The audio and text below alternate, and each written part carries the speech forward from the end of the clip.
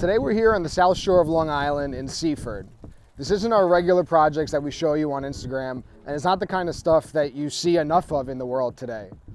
Most of the stuff that you see are sexy basketball courts and kitchens and bathrooms and, $500,000 renovations because everybody wants to show off the glitz and glamour. There's another side of construction that needs honest, good contractors as well. The South Shore of Long Island is where a lot of first-time home buyers start out. A lot of the homes here are very old, haven't been touched in decades, were owned by a family for a very long time, so they didn't do cosmetic, infrastructure, or any kind of upgrades.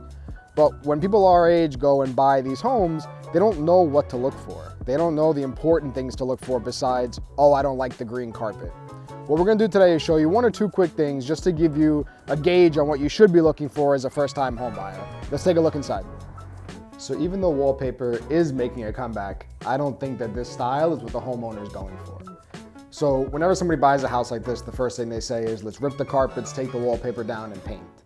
But while you're doing that, take a look at the outlets all around the house. This whole house has old switches, old outlets, two-prong outlets, burnt outlets, all type of stuff that if you don't do now is gonna cost you more money down the line to upgrade.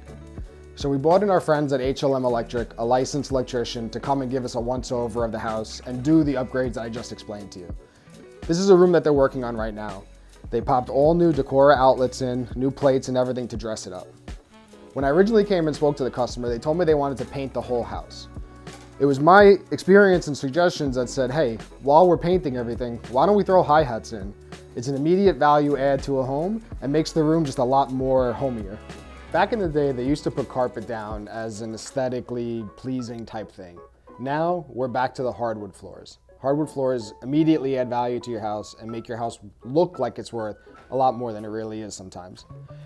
We came and helped this customer out by pulling up a section of the stairs, and what we found underneath was beautiful oak. So obviously not every homeowner, when you go to buy a house, is gonna let you pull their carpet up. But it's worth giving a shot and asking if you can pull a little bit from the corner to see if there's hardwood underneath there. Now, we don't expect every layperson and homeowner to understand the inner workings of a boiler, but there's a couple things you can look for when you're inspecting homes to kind of give you a leg up to know where you stand with your equipment.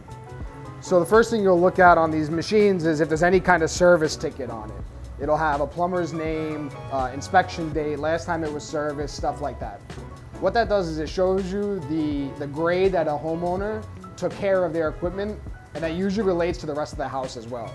If their boiler is updated and serviced, the rest of the house is usually taken care of. You're also gonna come around to the boiler and just look for things that are old. Like looking at this expansion tank, you could tell it wasn't put in the last year or two. There's layers of dirt on top of here. There's fittings that are leaking, rust marks everywhere all over the pumps. So you don't need to be a plumber or in construction to understand that the things you see here need some TLC.